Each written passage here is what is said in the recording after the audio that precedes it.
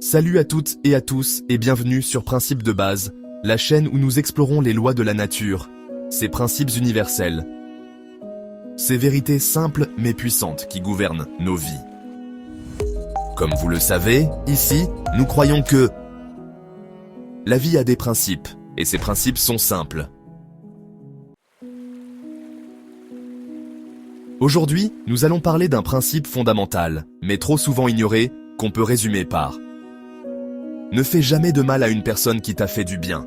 Prenez quelques minutes pour réfléchir avec moi sur ce sujet essentiel. Il est vraiment possible qu'à la fin de cette vidéo, vous verrez vos relations humaines sous un tout autre angle.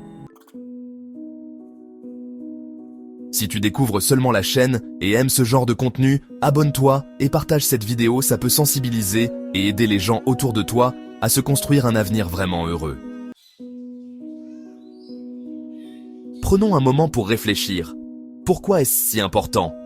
Et quelles sont les implications si on enfreint ce principe?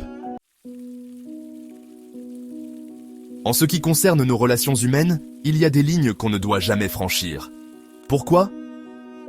Parce que certaines erreurs brisent non seulement des relations, mais aussi l'harmonie et l'équilibre même de nos propres vies. Il y a des choix qui transforment notre vie de façon si radicale qu'il arrive parfois qu'il ne soit même plus possible de la reconnaître. Parce qu'une fois la ligne franchie, il est très souvent trop tard pour réparer les dégâts et revenir à l'état initial de la relation. Ou alors, quasiment impossible de retrouver la stabilité d'un état harmonieux dans notre vie future. Et parmi ces erreurs, il y a une qui peut être particulièrement destructrice, osons le dire, parfois même absolument fatale. Il s'agit de rendre le mal à une personne qui vous a fait du bien. Nous devons faire très attention à ne jamais enfreindre ce principe parce que les conséquences savent être dévastatrices et irréversibles. Comme le dit un proverbe africain, lorsque tu brûles le pont qui t'a permis de traverser, ne sois pas surpris si un jour tu restes bloqué de l'autre côté. La vie a une manière mystérieuse de restaurer l'équilibre, et rendre le mal pour le bien ne fait qu'attirer des malheurs dans nos vies. Il y a quelques facteurs amplificateurs, mais nous n'allons parler que des deux principales, qui sont vraiment aggravantes quand ce principe de base est brisé. Alors sois encore plus attentif à ces deux aspects de ce principe. N'oublie pas de liker, de partager et t'abonner afin de rejoindre la famille de principes de base. Il s'agit premièrement du mal qu'on fait intentionnellement à une personne qui nous a vraiment fait du bien, par le biais de ce qui nous a été donné ou parce que la personne a été dans ta vie. Ça veut dire penser, parler ou agir à l'encontre de cette personne avec une intention consciente de nuire. Nuire à son bien-être, nuire à sa paix, nuire à sa destinée ou porter atteinte à ce qui lui est cher. Entacher sa réputation, essayer de détruire ses projets, sa vie, son couple. Entraver sa réussite, etc. Alors qu'en regardant de près, cette personne a été formidable et vraiment bienveillante pour toi. Elle était peut-être la seule à te tendre la main quand tout le monde t'avait tourné le dos. La seule personne au chevet de ton lit de malade quand chacun était occupé à t'oublier. C'est souvent la seule personne à se soucier de toi quand aucun autre ne prenait ton bien-être ou ton bonheur à cœur. Malheureusement, et on le voit tout le temps, c'est à cette personne qui a fait de nous ce qu'on est devenu qu'on fait ce mal.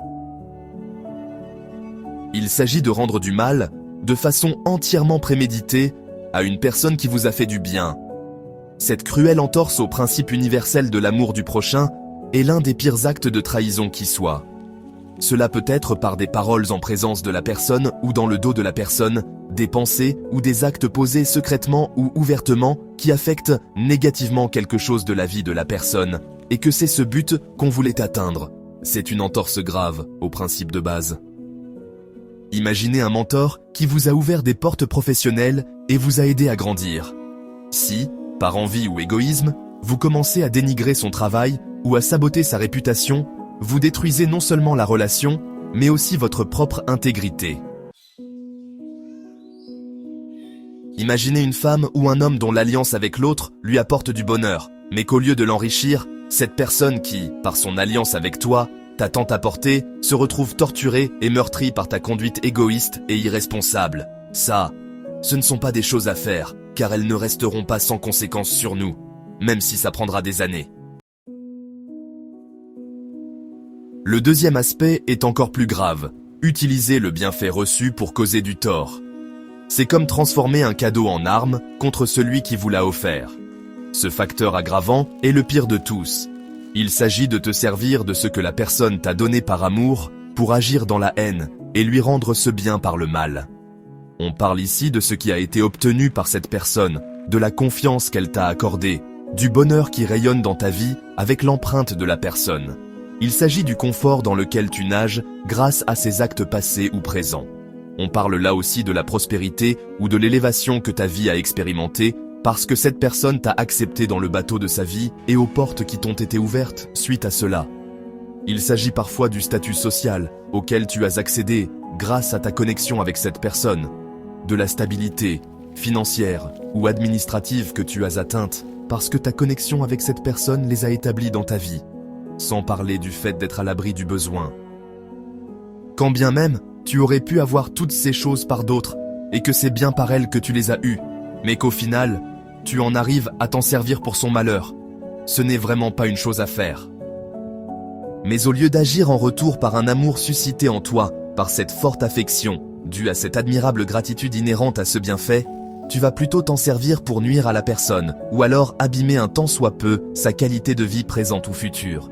Mais c'est à ce vieil adage turc qu'il faudrait penser: l'ingrat mord l'aile de l'oiseau qui l'a aidé à voler. Voilà ce qu'il ne faut jamais faire famille de principe de base.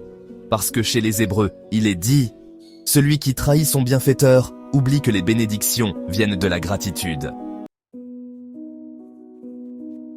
Un partenaire de vie qui, après avoir reçu la confiance de l'autre, bénéficiait d'amour et de soutien pour son ascension sociale, mais après, utilise tout cela comme une opportunité pour prendre avantage au détriment de son ou sa partenaire, quitte à, pour trahir, manipuler ou blesser, parfois même ruiner la vie de l'autre.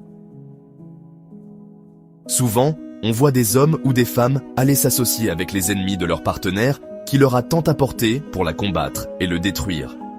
Comment notre vie peut-elle accueillir le bonheur quand on s'est livré à ce genre d'actes ignobles? Cette forme de mal est une des plus douloureuses, car elle détruit non seulement la relation, mais aussi la fondation même de la confiance et le bien collectif. Et si on parlait des retombées? Non.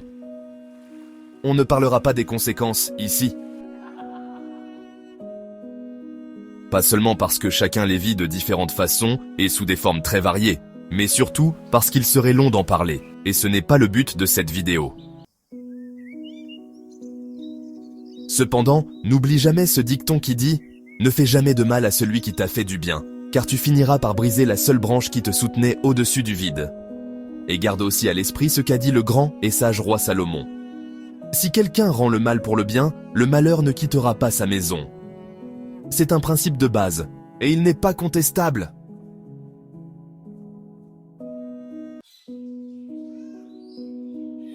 Toutefois, ceux qui savent de quoi on parle ici savent que même si certaines choses peuvent sembler impunies, celle-ci ne fait pas partie de la liste. Le but de la vidéo n'étant pas de lister les conséquences qui accompagnent ce genre de choses, on va juste rappeler que ce principe est simple, et l'enfreindre n'est pas ce que vous souhaitez si vous voulez vivre dans le bonheur réel. Et si tu es conscient ou consciente de te retrouver dans ce genre d'erreur, si tu te reconnais dans ces exemples, tout n'est pas perdu.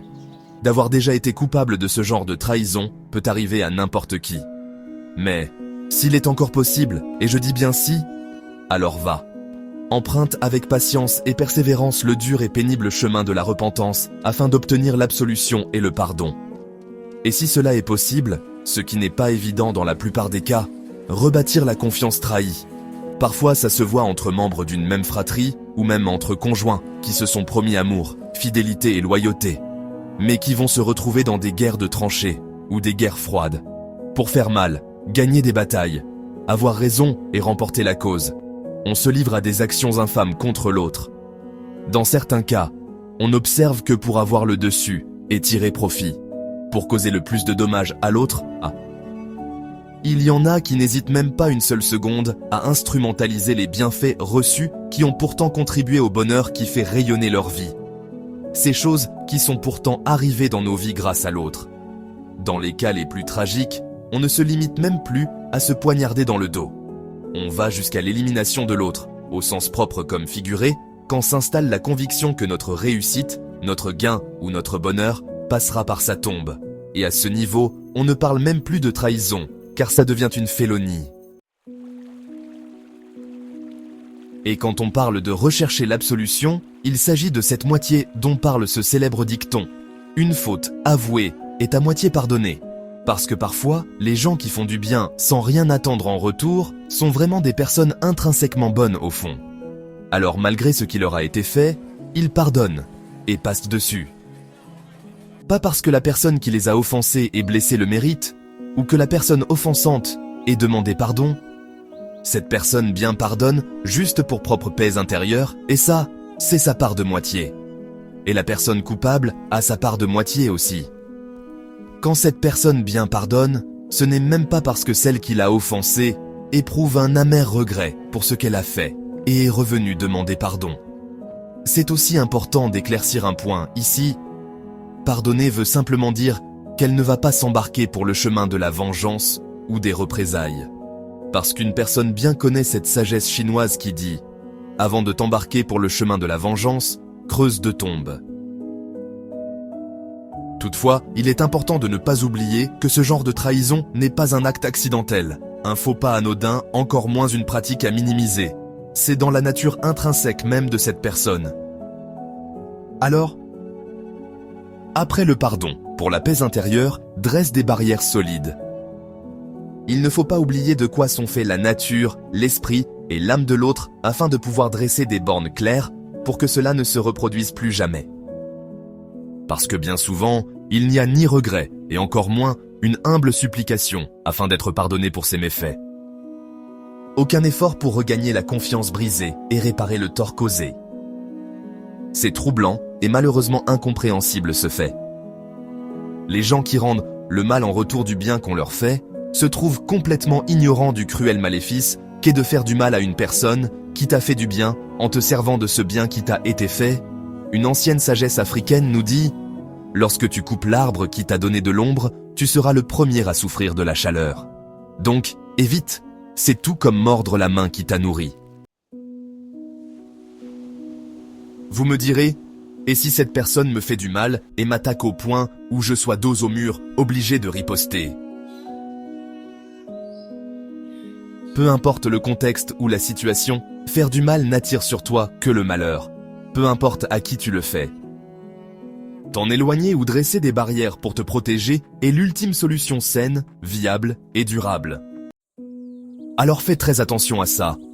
Jamais il ne faut faire du mal à une personne qui t'a fait du bien, et surtout pas intentionnellement, et encore moins en te servant du bien que la personne t'a fait, comme on sert d'une épée pour trancher la tête d'une personne qui a pourtant prouvé qu'elle aurait pu mettre cette tête en jeu pour sauver la tienne.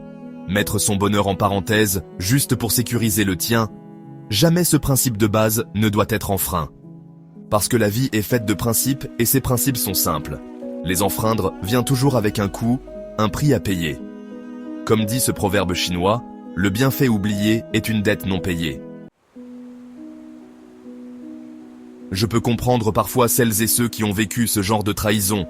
Cette espèce de félonie dont on garde les traces dans sa chair parfois pour des années.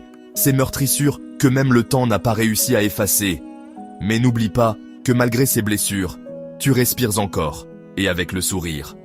Et si à cause de ce qu'on t'a fait, tu deviens une mauvaise personne, alors ces félons et félonnes ont eu raison de toi. Parce que il y a des choses merveilleuses et formidables qui définissent qui on est vraiment. Quand on les perd, on se perd soi-même. Ceux-là qui t'ont blessé, ils ont oublié ce que disent les Indiens. Ne frappe pas le puits dont tu as bu l'eau. Parce qu'au final, c'est à eux de crever de soif parce qu'ils ne peuvent plus avoir accès à ta source pour l'empoisonner. Alors que toi, tu as encore beaucoup d'amour à donner.